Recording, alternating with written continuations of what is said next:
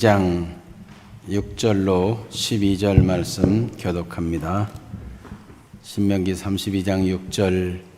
어리석고 지혜 없는 백성아, 여호와께 이같이 보답하느냐? 그는 내 아버지시요 너를 지으신 이가 아니시냐? 그가 너를 만드시고 너를 세우셨도다.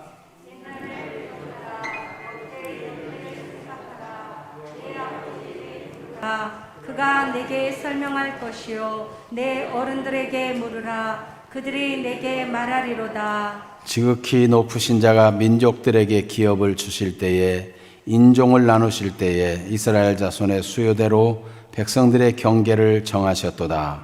여호와의 분깃은 자기 백성이라. 야곱은 그가 택하신 기업이로다. 여호와께서 그를 황무지에서 짐승이 부르짖는 광야에서 만나시고 호위하시며 보호하시며 자기의 눈동자같이 지키셨도다. 마치 독수리가 자기의 보금자리를 어지럽게 하며 자기의 새끼 위에 너풀거리며 그의 날개를 펴서 새끼를 받으며 그의 날개 위에 그것을 엎는 것 같이. 같이 봅니다. 여호와께서 홀로 그를 인도하셨고 그와 함께한 다른 신이 없었도다. 아멘. 오늘 어버이 주일을 맞이했습니다. 세상 어느 나라, 어느 민족, 어느 인종이라도 부모를 공경해야 된다는 윤리는 공통적으로 다 가지고 있습니다. 왜 그럴까요? 왜 다 부모를 공경해야 된다는 마음이 있는 걸까요?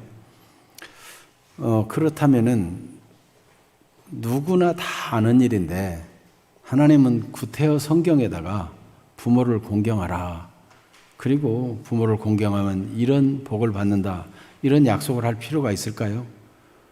다 아는 일이라면은 왜 그러실까요? 그래서 에베소 6장 1절에 3절을 같이 한번 읽어봅니다. 자네들아, 주 안에서 너희 부모에게 순종하라. 이것이 옳으니라. 내 아버지와 어머니를 공경하라. 이것은 약속이 있는 첫 계명이니 이로써 내가 잘되고 땅에서 장수하리라. 아멘. 로마서 1장에 보면 사람 속에는 하나님을 알만한 것이 다 보여 있다고 그랬어요. 양심이 그렇고 종교성이 그렇습니다. 하나님 다 알 수 있어요. 그런데 사람들이 하나님을 영화롭게도 아니하고 하나님께 감사하지도 않고 오히려 생각이 허망해져 가지고 저 짐승 같은 걸 우상으로 섬기고 버러지 형상들, 새 형상들 이런 걸 가지고 우상을 섬긴다는 거예요. 아니 마땅히 사람이 하나님께로부터 지어졌고 하나님을 알만한 게 보인다면 하나님을 섬겨야 되는데 왜 이렇게 될까요? 사람이 죄를 범하고 타락하고 욕심에 빠지고 자기 중심주의에 빠지니까 사람이 하나님을 공경하는 대신 자기 욕심을 만족시키려고 하나님 대신 다른 것들을 신이라고 만들어 섬기는 것입니다. 사람이 본래 부모를 공경하고 부모에게 효도하는 게 마땅하도록 사람들은 다 모든 사람에게 알려졌어요. 그런데 왜 사람들이 부모를 공경하지 않고 부모에게 효도하지 아니하고 그렇게 하는 것입니까? 그것이 바로 인간의 죄성이고 자기중심적인 욕심의 속성인 것입니다. 그래서 하나님이 뻔히 다 알 수 있지만 나 외에는 다른 신을 내게 있게 하지 말아라. 하나님만이 천지의 창조주 되심을 분명히 밝혔고 그 말씀을 통해서 하나님만 바로 섬기기를 원하신 것과 마찬가지로 부모를 공경하고 부모에게 효도하는 것이 마땅하다는 것을 윤리를 영적 차원으로 하나님의 약속으로 바꿔가지고 당연히 지켜야 될 일이지만 하나님은 명령으로 주셔가지고 그 명령을 순종하고 지키면 땅에서 잘되고 장수하리라 이렇게 복을 약속해 주셨습니다. 왜 그렇습니까? 사람이 하나님을 섬겨야 마땅한 것처럼 사람이 부모를 공경하는 게 마땅한데 이게 왜곡되어 있으니까 이 중요한 사실을 회복시켜 주기를 원하는 것입니다. 이게 너무 중요하기 때문에 이건 반드시 회복해야 될 일이기 때문에 하나님이 말씀으로 주신 것입니다.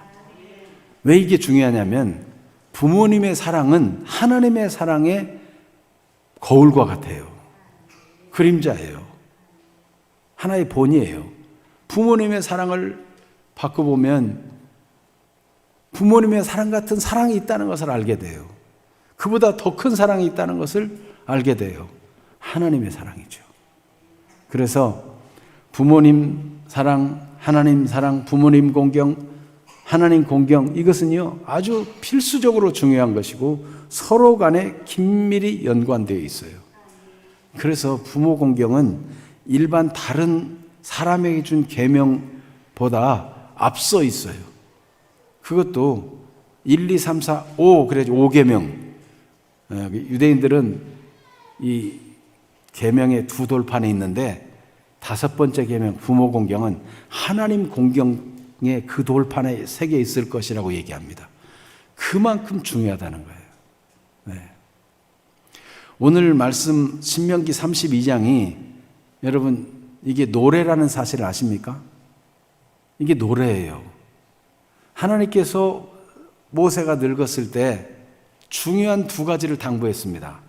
한 가지는 너는 가나안 땅에 들어가지 못하지만 여호수아를 세워서 이 백성을 이끌고 가나안 땅에 들어가게 하라. 그래서 하나님 말씀만 준행하고 말씀을 입에서 떠나지 말게 하고 입을 매서 늘 말씀을 묵상하고 그 말씀대로 지켜 행하면 형통하게 되고 반드시 그 하나님이 약속한 땅을 차지할 것이라고 말씀해 주었어요. 그래서 여호수아를 강하게 만들었어요. 말씀으로 든든하게. 또 한 가지가 있는데 하나님께서 모세에게 노래로 지어 부를 내용을 얘기해 줬어요. 그 내용이 오늘 신명기 32장이에요. 왜 하나님은 노래를 지어서 불러 만들라, 노래를 만들어서 부르게 했을까? 네. 하나님의 마음이 거기 담겨 있는 것입니다. 하나님의 마음, 하나님의 그 풍성한 은혜의 마음을 어찌 다 말할 수 있겠습니까마는 부모님의 마음과 이렇게 연결해서 이것이 부모의 마음이기도 하고 하나님의 마음이기도 하다 한 것을 크게 두 가지로 얘기하려 합니다. 그것이 무엇인가 하면은 하나님은 오늘도 우리가 하나님의 은혜를 알고 누리기를 원합니다. 부모님의 은혜 안에서 그 은혜를 알고 누리는 삶을 살기를 원합니다. 두 번째는 오늘뿐만 아니라 미래에도 계속적으로 잊지 않고 그 은혜를 알고 누리는 사람이 되기를 원한다는 것입니다. 첫 번째, 오늘도 우리가 그 은혜를 알고 누리기를 원하는 것이 무엇이냐? 부모님의 마음이 곧 하나님의 마음과 같은데, 첫째로는 부모님이 생명의 근원된다는 사실을 알 때 인간이 올바른 정체성이 생겨요. 고아들이 끊임없이 갈증이 있는 것은 나는 어디서부터 왔을까? 근본을 알고 싶은 거예요. 여러분, 사람이 근본을 안다는 것은 이 인격 형성의 시작이 되는 거예요. 그래서 사람이 어디서 나왔습니까? 사람이 다 그 부모에게서 나왔거든요. 그 부모들은 또 누구에게 나왔어요? 그 위에 부모에게 나왔어요. 계속 그렇게 올라가면 사람은 근본 누구에게서 나왔어요? 하나님에게서 나왔어요. 그래서 사람은 자기를 이 땅에 있게 한 부모의 은혜를 잊어서는 안 돼요. 이게 인격 형성의 중요한 기초가 돼요. 그와 마찬가지로 인생을 근본적으로 있게 한 창조주 하나님을 잊어서는 안 돼요. 그게 잘못되면 첫 단추가 잘못 끼는 것 같아요. 아무리 예쁜 옷을 입고 왔어도 첫 단추를 잘못 끼기 시작하면 옷이 삐뚤어질 수밖에 없잖아요. 인간이 근본 하나님을 공경할 줄 알지 못하면 인격에 문제가 와요. 사람이 근본 부모님을 공경할 줄을 모르면 그 인생이 여러 가지로 왜곡이 오기 시작하는 것입니다. 그래서 오늘 6절 말씀에 이 노래를 지으라. 어리석고 지혜 없는 백성아, 여호와께 이같이 보답하느냐? 그는 내 아버지시오 너를 지으신 이가 아니시냐? 그가 너를 만드시고 너를 세우셨도다.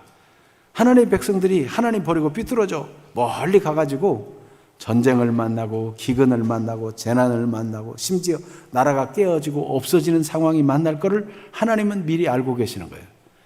그때 늘 습관처럼 조상들로부터 배운 노래를 부르게 될 텐데 그 노래를 부르면서 가사가 마음에 와닿고 깨닫게 되는 거죠. 어떻게 하나님의 백성으로서 하나님 앞에 이같이 보답할 수가 있는가? 어찌 하나님을 저버리고 하나님이 우리 아버지시고 우리를 지으신 분이신데 이같이 하나님께 보답할 수가 있는가? 귀신을 숭배하고 우상을 숭배하는 이것은 극히 잘못되었다. 노래하면서 깨닫도록, 노래하면서. 네. 하나님은 생명의 근원이 되십니다. 그래서 부모는 자식에게 생명을 전달해 준 사람인데 부모의 사랑을 자식이 절대 잊어서는 안 되는 거예요. 내 근본이기 때문에. 그런데 성경은 이 부모의 사랑을 통해서 하나님의 사랑이 얼마나 크고 놀라운지 하나님이 근본된 것을 기억하기를 원합니다. 그래서 부모님의 사랑보다 더 크고 탁월하고 근본적인 사랑이 하나님의 사랑입니다. 그것을 이사야 49장 15절 16절에 기록해 놨는데 같이 한번 읽어볼까요? 여인이 어찌 그 젖먹는 자식을 잊겠으며 자기 태에서 난 아들을 긍휼히 여기지 않겠느냐. 그들은 혹시 잊을지라도 나는 너를 잊지 아니할 것이라. 내가 너를 내 손바닥에 새겼고 너의 성벽이 항상 내 앞에 있나니. 아멘. 자기 젖먹는 자식을 잊어버리는 엄마가 있겠느냐. 얼마 전에 그 자녀를 잃어버린 어머니에 대해서 잠깐 TV에서 나오는 걸 봤는데 수십 년이 흘렀는데도요, 아이가 다 장성했을 텐데도 어머니는 지금도 눈물을 흘리고 못 잊는 거예요. 그날 너무 피곤해서 잠깐 잠들었는데 조그만 애가 걸어 나갔다는 거예요. 4살인가 뭐 그런데. 그 뒤로 아이를 찾을 수 없는 거죠. 이 어머니가 자식을 잊지 못하는 거예요. 잊지 못해.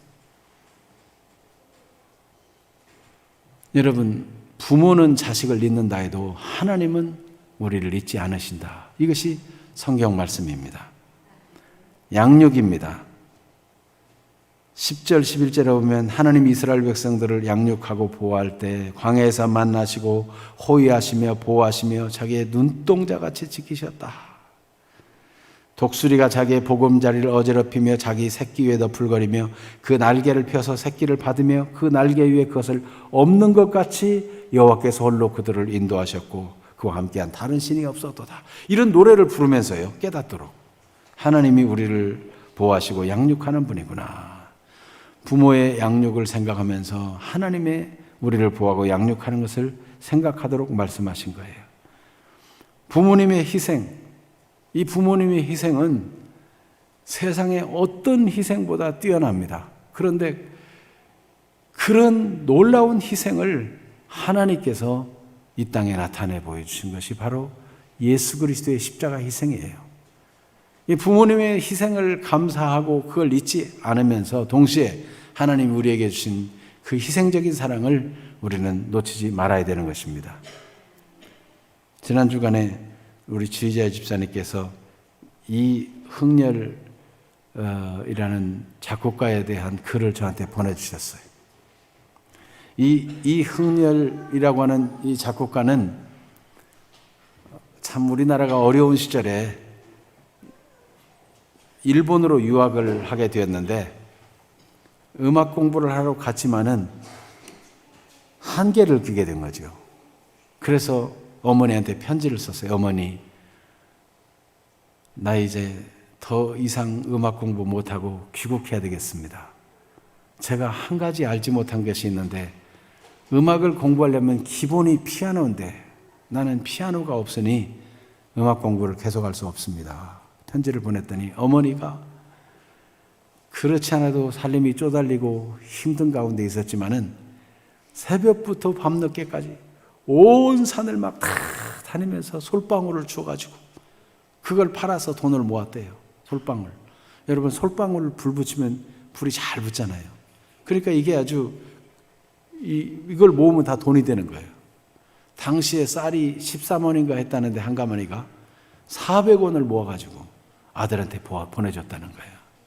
아들이 피아노를 사서 공부하는데 그 어머니의 희생을 미루어 짐작해 알 수 있죠. 그렇게 넉넉한 형편이 아닌데 이 돈이 왔다는 것은 얼마나 어머니가 희생했겠는가. 그래서 이흥렬 작곡가는 처음 작곡을 이 어머니의 은혜를 감사한 마음으로 양주동 박사에게 시를 요청해서 그렇게 이 노래를 지었다는 거예요. 이런 어머니의 마음이라는 이런 노래는 우리가 하나님의 마음을 반영하는 거기 때문에 이 시간 같이 이 시간 불러도 괜찮습니다. 우리 한번 같이 해보겠습니다. 일부 예배 때는 이 어머니의 마음 이 노래가 유튜브로 해가지고 잘 안 보여가지고 글씨가 늦게 나오고 해가지고 같이 못 불렀는데 지금은 이제 자막을 통해서 잘 보여줄 거예요. 준비 아직 안 됐어요? 네. PPT로 우리 같이 크게 불러보겠습니다. 이 노래를 하면서 어머님의 은혜를 생각하고 하나님의 은혜를 생각하면서 부르도록 하겠습니다. 그 희생을 생각하면서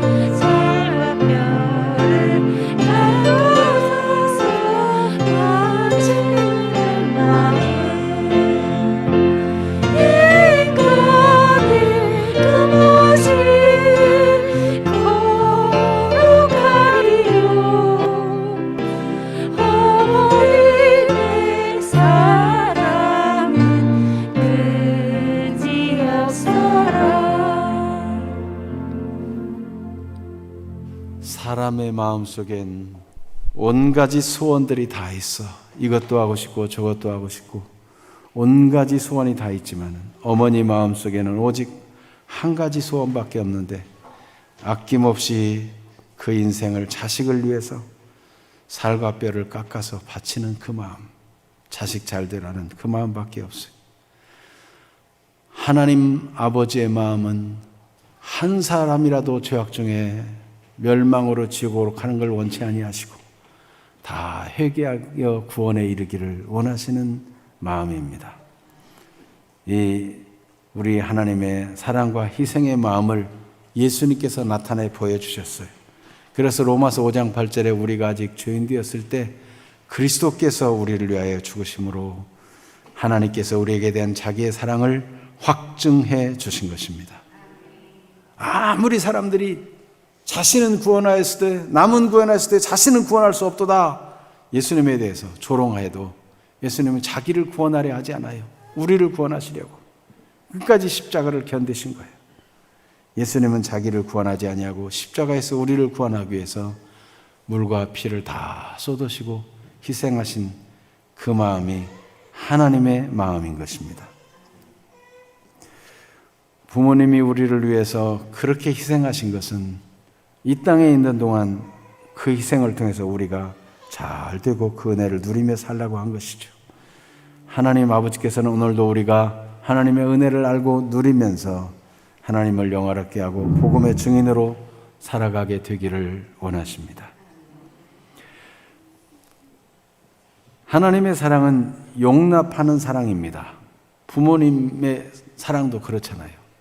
자식이 잘못하면 이해해주고 용납해주고 잊어버려주고. 이스라엘의 역사는 용납과 용서의 역사라고 볼 수 있어요. 광야에서 얼마나 원망하고 불평하고, 그런데 하나님은 아침이 되면 또 하늘에 만나를 주셔요. 그게 뭐 아주 맨날 이 만나만 먹느냐, 고기도 먹고 싶다 그러고 막 그래도 사실 만나라고 하는 기본 음식이 없으면 안 되는데, 인간은 자꾸 뭔가 하나님은 각 필요를 따라 주시지만 인간은 또 다른 욕심이 있어요. 그래도 하나님은 또 만나를 주시고 고기도 주시고, 하나님은 인간의 연약함을 용납하시고 긍휼히 여기십니다. 그래서 예수님은 부모님의 마음처럼 자식을 용납하는 그 하나님의 사랑을 누가복음 15장에 탕자의 비유로 들려주셨어요.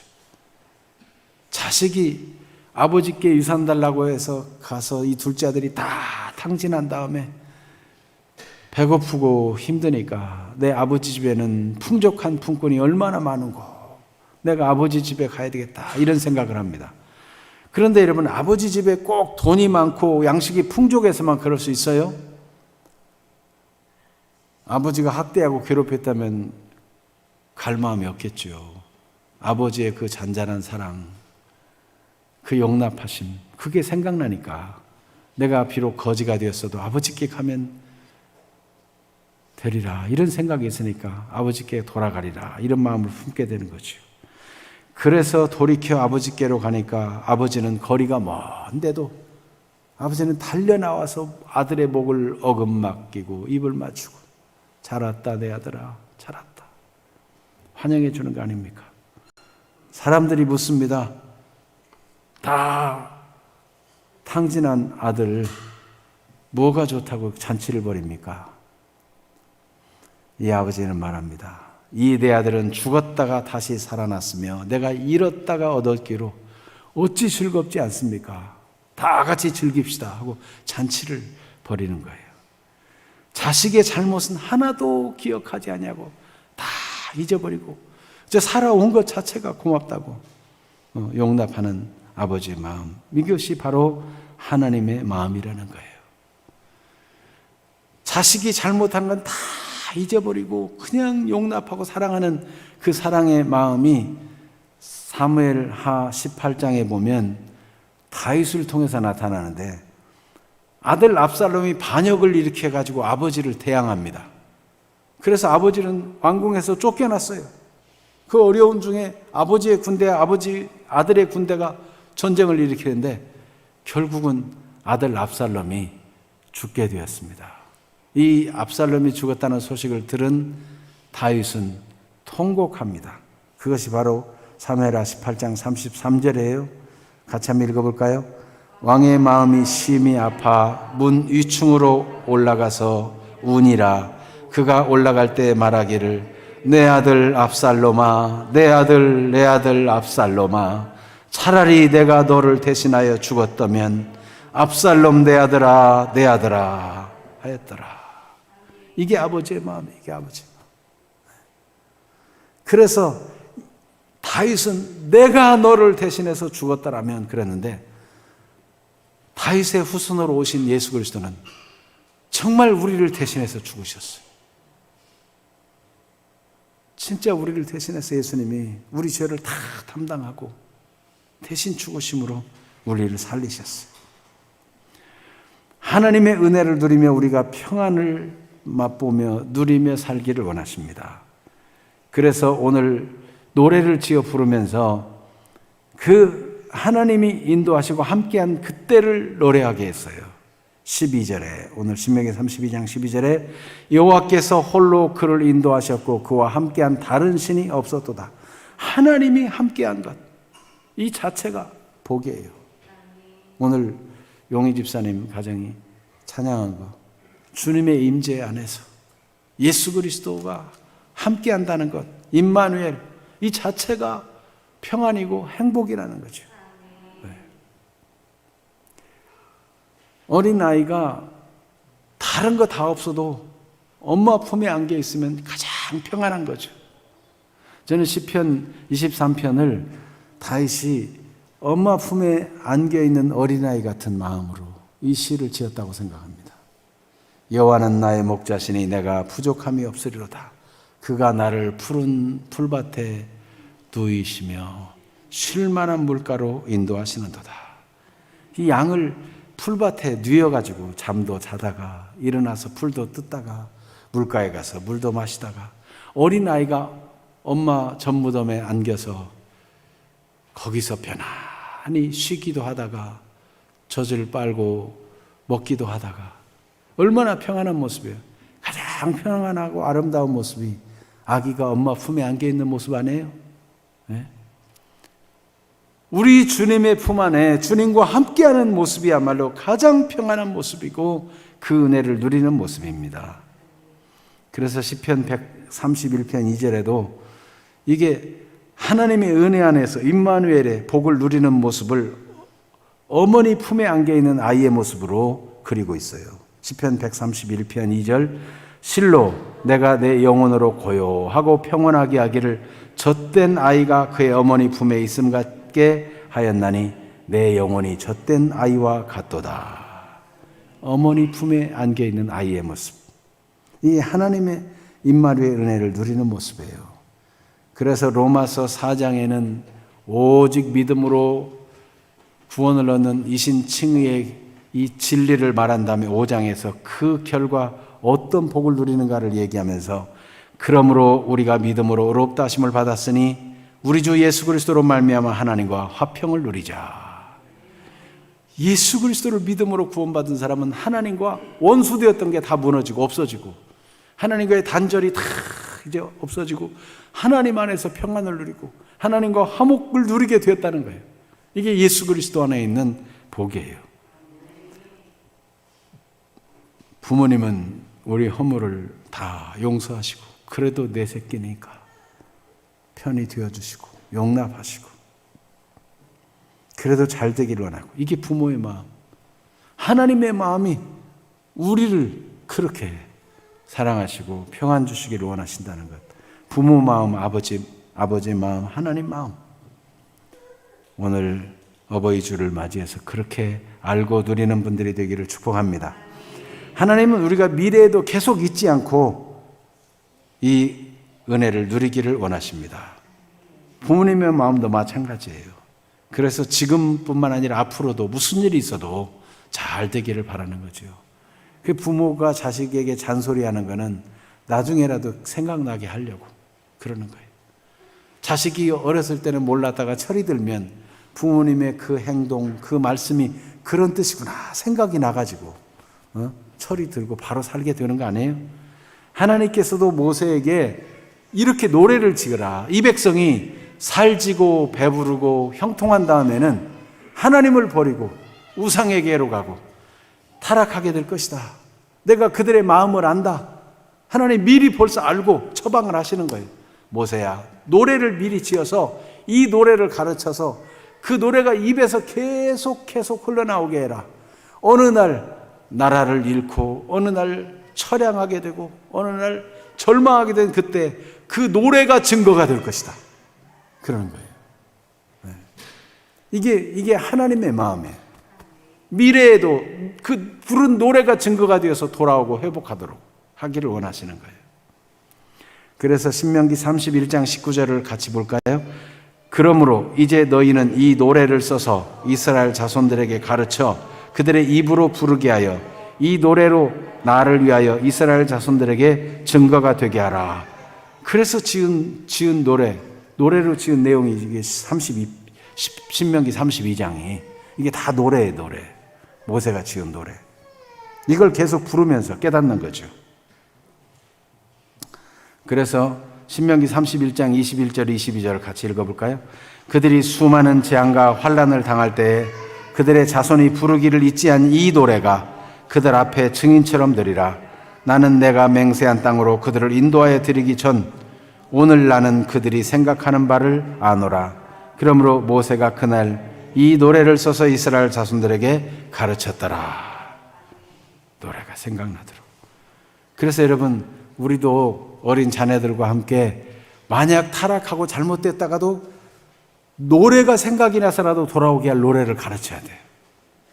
아이들은 아이들 노래를 좋아할 수 있겠지만은 아이들도 회개하고 돌아올 수 있는 노래를 가르쳐야 돼요. 멀리 멀리 갔던 이런 노래, 천부의 의지 없어서 이런 찬양들을 가르쳐가지고 어려운 일 만났을 때 그 노래가 어렴풋이 그 가사가 기억나고 그 곡조가 기억나서 돌아오도록 한번 찬송하겠습니다. 멀리 멀리 갔더니 387장.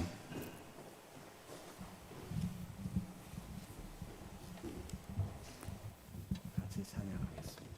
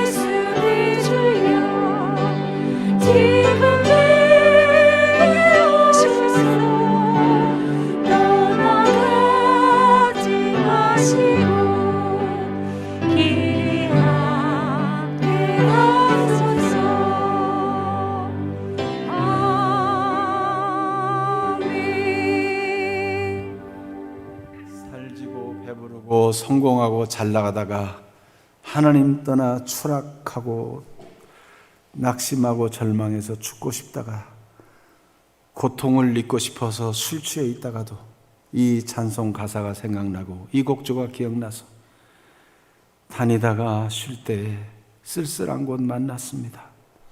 나를 홀로 있게 마시고 보호하소서. 내가 멀리 멀리 지금 주를 떠나 그렇게 산 세월 처량하고 고나고 슬프고도 외로우나 지금 정처 없이 다니고 있지만 예수 예수 내 주여 지금 내게 오소서. 이 찬송하면서 주님 앞에 돌아오게 된다면 얼마나 아름다운 일이겠어요. 하나님 마음이 그렇게 담겨 있는 거예요. 우리 자녀들에게 정말 옳은 얘기를 들려주고 하나님에 대해서 알려주고 또 이렇게 노래로라도 기억하게 해서 어째든지 잘못 갔다가도 돌아올 수 있도록 길을 마련해 주는 것, 이게 부모의 마땅히 할 일이고 부모의 마음, 하나님의 마음인 것입니다. 그런데 이것뿐만 아니라 이렇게 노래로 알려줄 뿐만 아니라 또한 계속 자녀와 함께 대화를 통해서, 토론을 통해서 질문하고 답변을 듣고, 질문한다는 건 도전이에요. 도전. 왜 그럴까? 그러면 생각 없이 있다가도 왜 그럴까? 그러면 왜 그런지를 생각을 해야 되잖아요. 그래서 자기가 생각을 해가지고 그거를 깨달으면 이게 깊이 박히는 거죠. 그래서 자녀들에게 가르치라는 것입니다. 대화를 통해서. 신명기 6장에 보면 내 아들과 내 손자들에게 평생에 대해 하나님 여호와를 경외하며 내가 너에게 명한 그 모든 규례와 명령을 지키게 하기 위해서 계속 질문하고 답하고 이런 거를 부지런히 하라는 거예요. 집에 앉아 있을 때도, 길을 갈 때도, 누워 있을 때도, 일어날 때도 이 말씀을 계속 이렇게 토론식으로. 그래서 오늘 말씀에 보니까 어떻게 하라고 합니까? 7절 같이 볼까요? 옛날 일을 기억하라. 역대 연대를 생각하라. 내 아버지에게 물으라. 그가 내게 설명할 것이요. 내 어른들에게 물으라. 그들이 내게 말하리로다. 질문을 하고 또 묻고 이러면서 이게 하나님의 은혜를 생각하도록. 그래서 출애굽기 13장에 보면 6월절에 대해서 자녀들이 물을 때 대답해 주라고 그랬어요. 자녀들은 궁금합니다. 아니 우리 이렇게 다 잘 살게 되었는데 왜 그 맛있는 꿀도 넣고 이게 발효해가지고 좋은 재료 많이 나가지고 맛있는 빵을 안 먹고 왜 딱딱하니 이 발효도 하나도 안 된 딱딱한 떡을 먹어야 됩니까? 그것도 맛있는 음식 얼마든지 있는데 왜 쓴나물하고 그걸 먹어야 됩니까? 질문을 할 때 왜 그렇겠니? 뒷질문해 보면 모르잖아요. 몰라. 그러면 알려주라는 거예요. 조상들이 알려주고 부모가 자식에게 알려주고. 옛날 우리가 애굽에 종되어 있어서 절망 속에 있었다. 그런데 하나님께서 어느 날 애굽에 있는 모든 장자를 다 죽이겠다고 했다. 그런데 우리들에게는 한 가지 비밀을 알려줬는데 문설주와 인방과 기둥에 양을 잡아 피를 바르면 그 피를 보고 죽음의 천사가 넘어가는, 그게 유월절이다. 그때 제대로 음식을 발효시킬 시간도 없었다. 그래서 그걸 그냥 그 반죽을 싸가지고 나와야 될 만큼 급하게 나왔는데 하나님께서는 죄의 누룩은 막 번지고 퍼지는 거니까 누룩을 제하고 비록 맛없는 떡이지만 하나님 앞에 순전한 백성으로 살도록, 그 고난을 생각하면서 쓴 나무를 먹도록 하나님 백성으로 살아가는 이 정체성을 기억하라고 6월절 절기마다 이 맛없는 떡과 쓴 나무를 먹게 하신 것이다. 이게 설명을 하면 우리는 지금 잠깐 이렇게 먹지만 우리 조상들은 노예 생활로 얼마나 고달팠을까. 노예라는 건요, 제 목숨이 아니에요. 물건처럼 취급받는 거니까, 짐승처럼 취급받는 거니까. 그러니 우리는 지금 쓴나물 먹고 맛없는 딱딱한 빵 먹는 게 이게 불평할 일이 아니구나, 감사한 일이구나, 이렇게 감사로 알고 먹도록 가르치는 거죠.